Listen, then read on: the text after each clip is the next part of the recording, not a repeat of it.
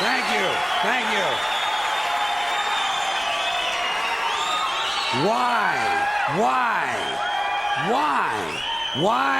Why is it that most of the people who are against abortion are people you wouldn't want to fuck in the first place, huh?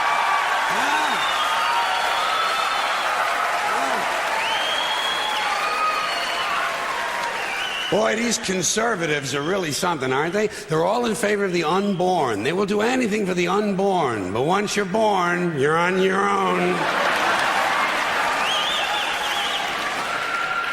Pro-life conservatives are obsessed with the fetus from conception to 9 months. After that, they don't want to know about you. They don't want to hear from you. No, nothing. No neonatal care, no daycare, no Head Start, no school lunch, no food stamps, no welfare, no nothing. If you're pre-born, you're fine. If you're preschool, you're fucked. You're fucked.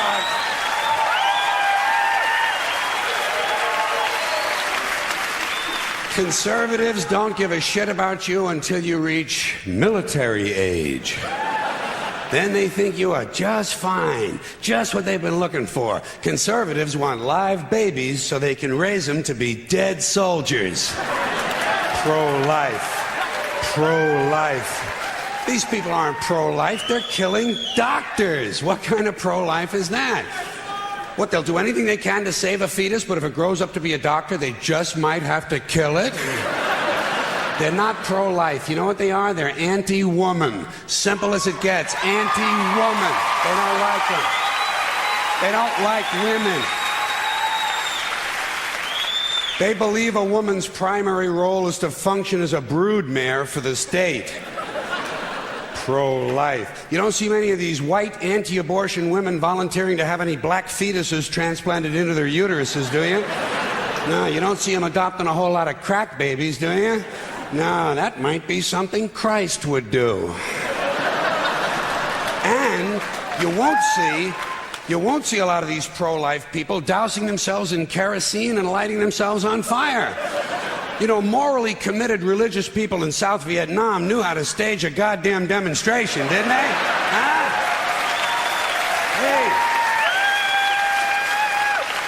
Hey. They knew how to put on a fucking protest. Light yourself on fire! Come on, you moral crusaders, let's see a little smoke to match that fire in your belly. Here's another question I have. How come when it's us, it's an abortion, and when it's a chicken, it's an omelet?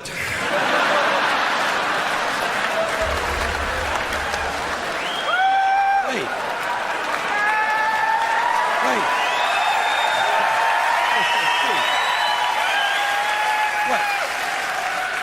What? Are we so much better than chickens all of a sudden?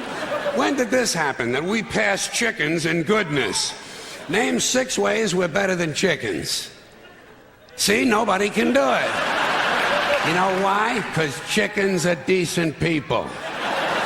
You don't see chickens hanging around in drug gangs, do you? You don't see a chicken strapping some guy to a chair and hooking up his nuts to a car battery, do you? When's the last chicken you heard about came home from work and beat the shit out of his hen, huh? Doesn't happen. Because chickens are decent people. But let's get back to this abortion shit. Now, is a fetus a human being? This seems to be the central question.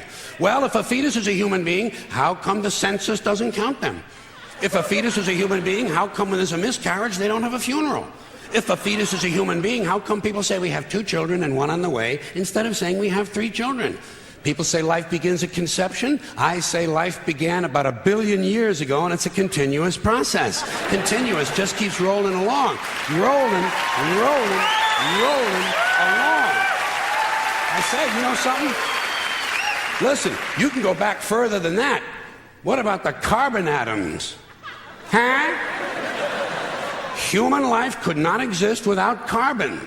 So is it just possible that maybe we shouldn't be burning all this coal?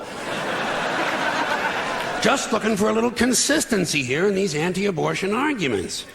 See, the really hardcore people will tell you life begins at fertilization. Fertilization when the sperm fertilizes the egg, which is usually a few moments after the man says, gee, honey, I was going to pull out, but the phone rang and it startled me.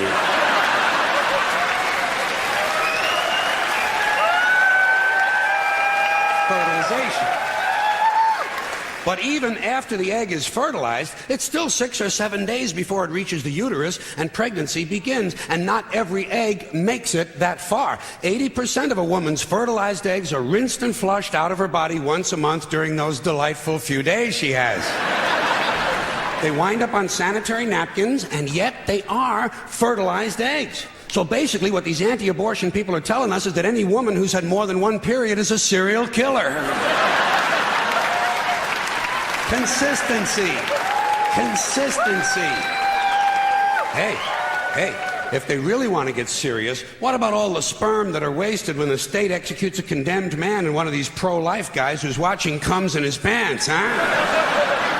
Here's a guy standing over there with his jockey shorts full of little Vinnies and Debbies, and nobody's saying a word to that guy. Not every ejaculation deserves a name. Now, speaking of consistency, Catholics, which I was until I reached the age of reason,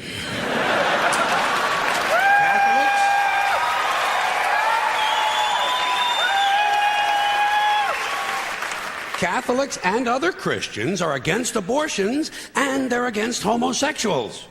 Well, who has less abortions than homosexuals? Leave these fucking people alone, for Christ's sakes.